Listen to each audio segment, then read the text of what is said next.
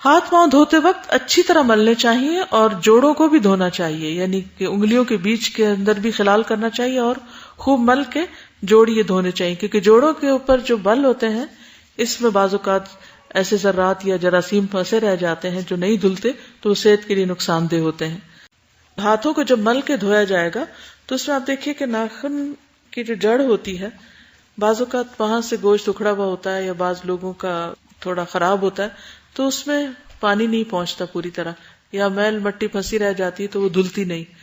یا گھی یا کھانا یا کوئی اگر آپ نے کٹنگ کی ہے یا خاص چیز کوئی بنائی ہے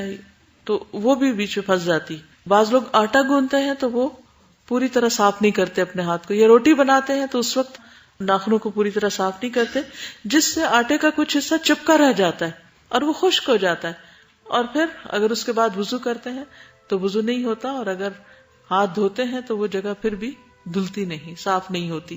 تو اس لیے بہت ضروری ہے کہ انسان بہت اہتمام کے ساتھ اپنے ہاتھ پاؤں کو دھوئے۔ اسی طرح ایڑیاں کب خشک رہ جاتی ہیں؟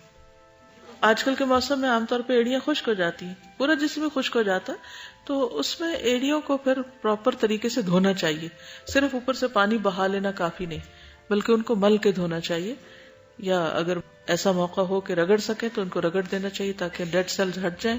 اور آپ کا پاؤں پوری طرح دھل جائے، کیونکہ وضو کے ارکان میں سے ہے۔ رسول اللہ صلی اللہ علیہ وسلم نے فرمایا، تم طہارت والے پانی کے ساتھ انگلیوں کو مبالغے کے ساتھ دھو گے ورنہ آگ انہیں خوب جلائے گی، یعنی اگر تم ان کو صحیح طرح صاف نہیں کرو گے تو پھر کیا ہوگا، ان میں گندگی نجس چیزیں رہ جائیں گی، پھر وہ ناپاک چیزیں نماز اور عبادت میں بھی خلل انداز ہوں گی۔ تو اس لیے آپ دیکھیں کہ یہاں وعید بھی آئی ہے کہ جو نہیں صحیح طرح دھوئے گا اس کے لیے کیا ہے، آگ۔ پھر اسی طرح اگر پاؤں صحیح طرح نہیں دھوتے وضو میں، ایڑیاں خشک رہ جاتی ہیں تو اس کے لیے بھی حضرت ابو ہریرہ کی روایت ہے کہ نبی صلی اللہ علیہ وسلم نے فرمایا، ویل للعقاب من النار،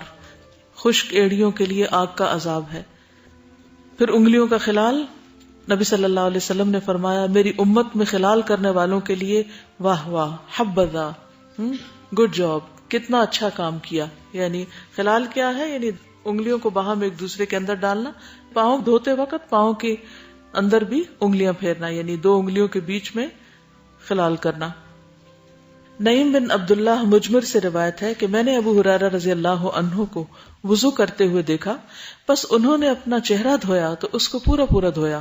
پورا پورا کا مطلب یہ ہے کہ بالوں تک اور ادھر کان کی لو تک اور چن بھی۔ پھر اپنا دایاں ہاتھ دھویا یہاں تک کہ بازو کا ایک حصہ دھو ڈالا۔ دایاں ہاتھ دھویا تو کس طرح، یعنی یہاں تک۔